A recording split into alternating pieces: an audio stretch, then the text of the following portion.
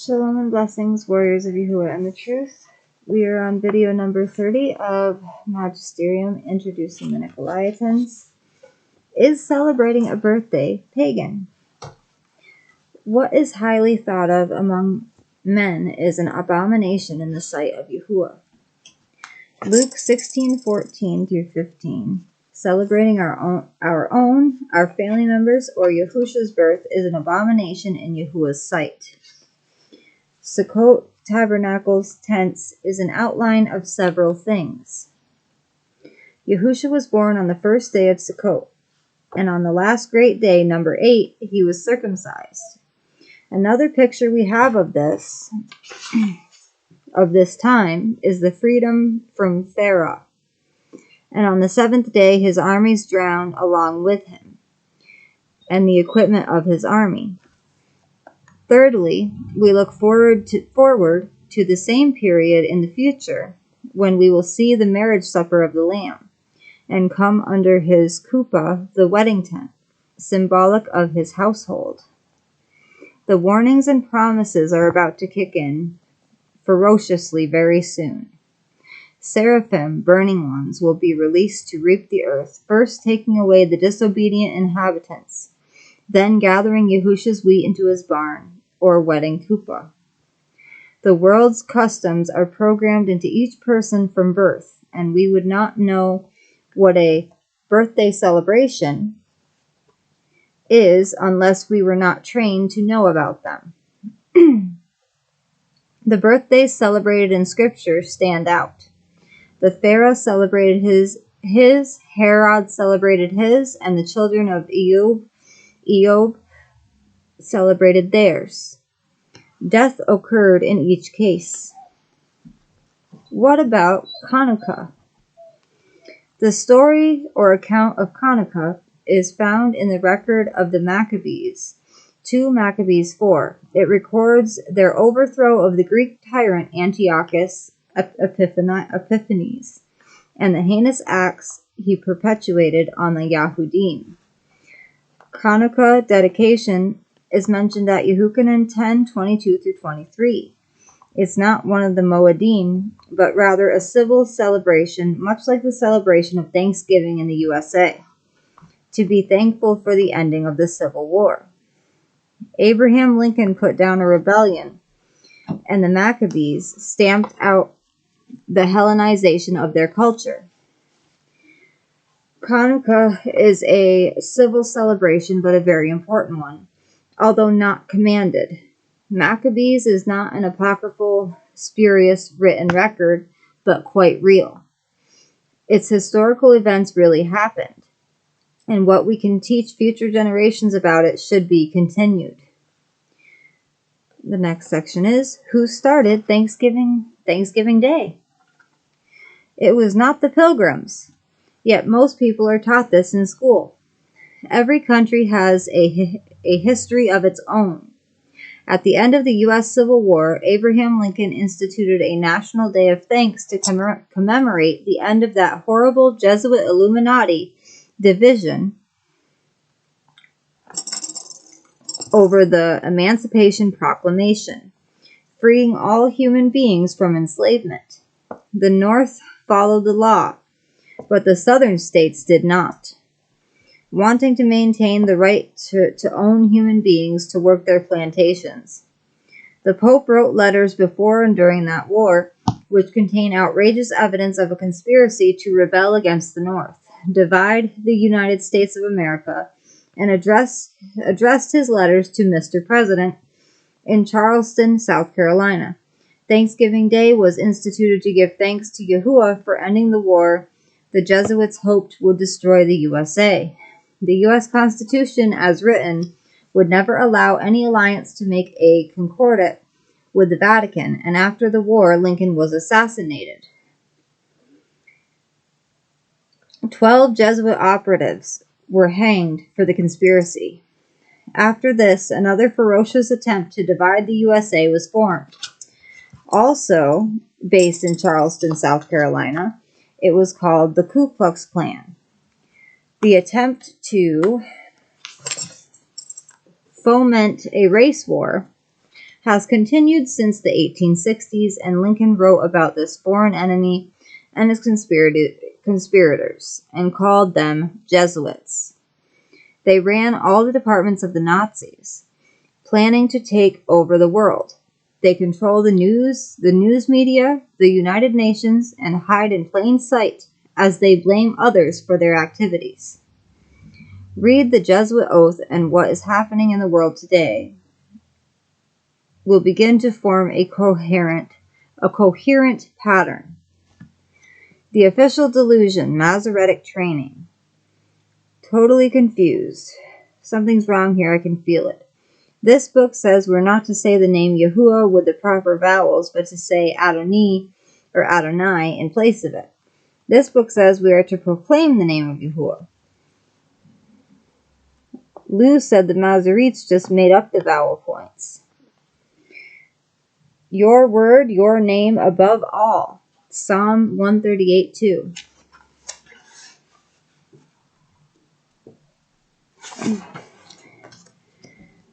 The branch belongs to the vine, and the vine belongs to the gardener. In the context of the term branch, Yahusha is the manifestation of Yahuah himself. See Yashayahu 4:2 and 11:1-4. The stone the builders rejected. If it falls on you, it will crush you. Matthew 21:42-44. The tradition to not pronounce the name began during the Babylonian captivity. It became policy to stone anyone other than a Kohen that pronounced the name aloud. Yahuah is very angry that his name is not spoken. Yirmiyahu 23:27. From Yahuah's perspective, hiding his name to protect it from being misused by those who might profane it indicates to him another kind of strange fire. He never said to hide it for any reason. Yirmiyahu said it was like a fire burning in his bones, and he could not hold it back. As early as Yirmiyahu's time, they had caused his name to be forgotten by not using it. His name was forgotten for Baal, or Baal, meaning Lord. At 1 Kings 18, Eliyahu called on Yahuah. Prophets of the Lord failed. Revelation 3:8 gives us more insight. I know your deeds. See, I have placed before you an open door that no one can shut. I know that you have little strength, yet you have guarded my word and have not denied my name. At Yashayahu 42:8, Yahuah says, I am Yahuah, that is my name. Any argument insisting otherwise needs to be taken up with him.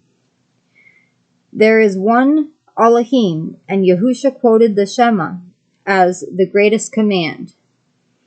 Philip had not recognized him as the Father, and then Philip made the statement, my Adoni and my Elohim, Yehukanan 20:28.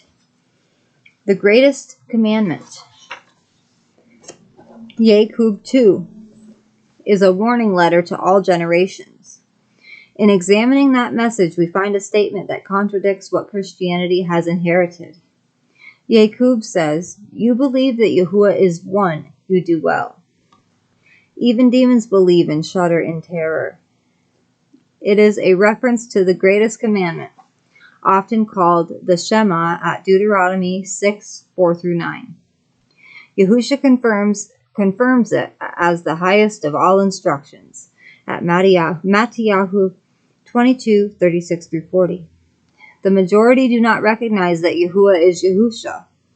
In all the confusing clutter of men's doctrines, Constantine's Trinitarian Creed at Nicaea was formed from the proposal of Athanasius of Alexandria.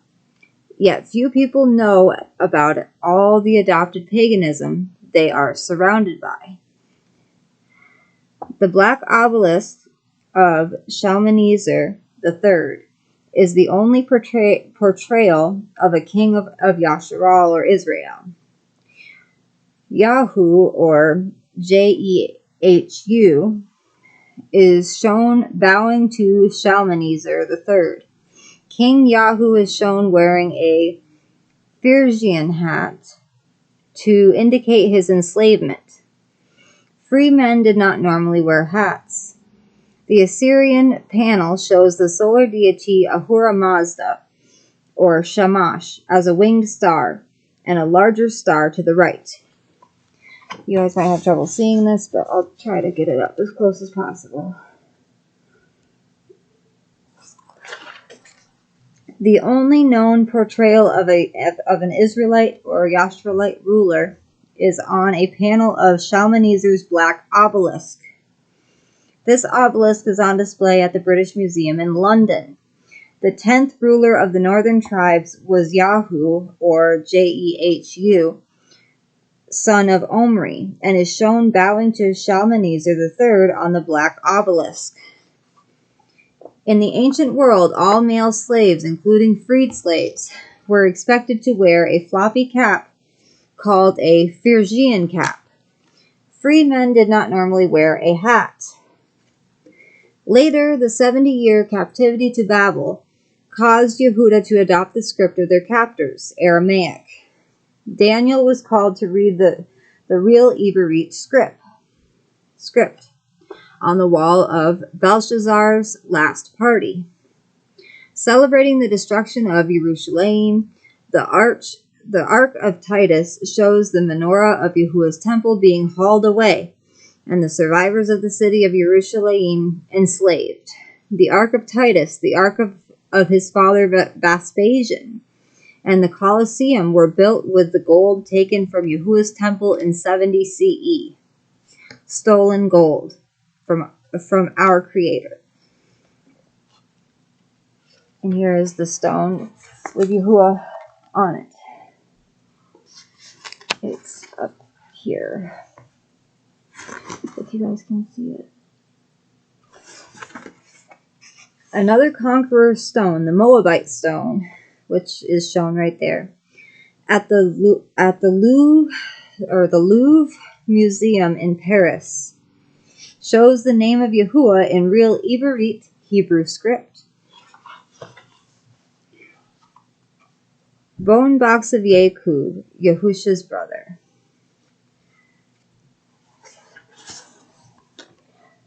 Next time, I'll probably show this picture again. We're going to be reading, why is Yahusha's name shortened on the ossuary of Yaakov? Yaakov ben Yosef, brother of Yeshua, it says. Passover versus communion.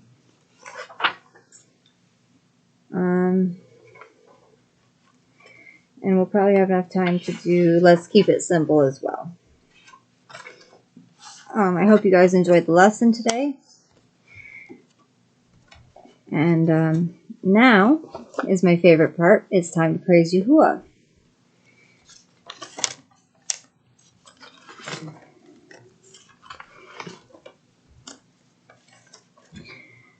Let me see. Okay.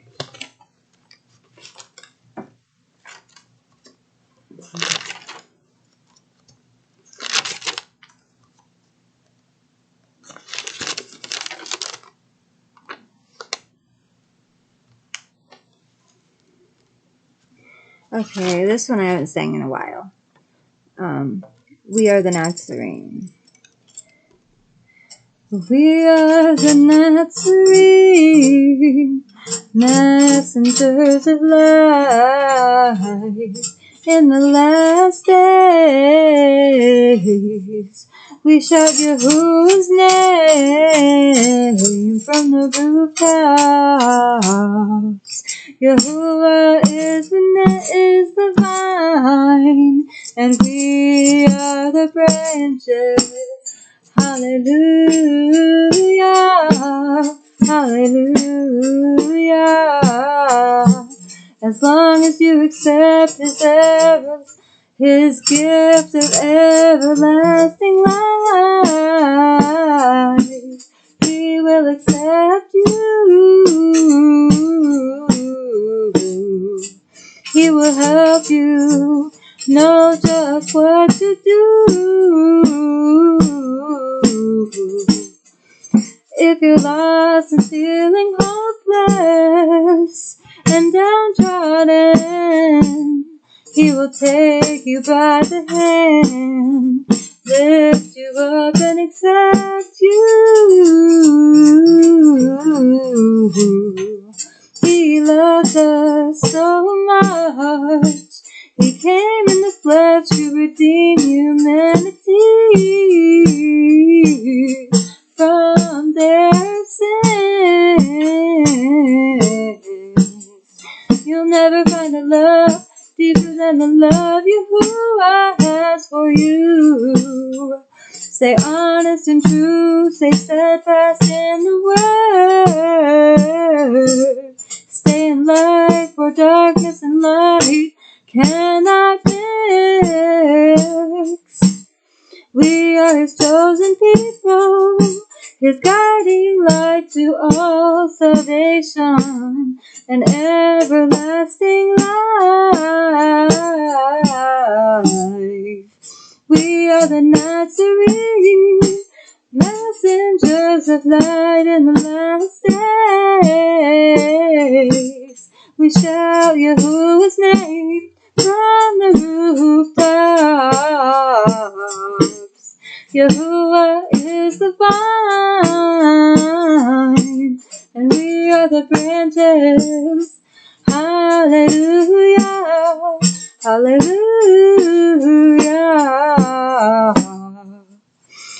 hallelujah, hallelujah, hallelujah,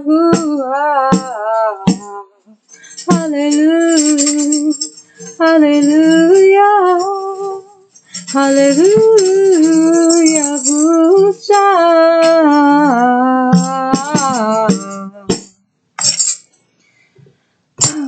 I love you all with an everlasting love, as our Abba Yahuah and the Shamayim loves each and every one of us. Shalom and blessings, warriors of Yahuah and the truth.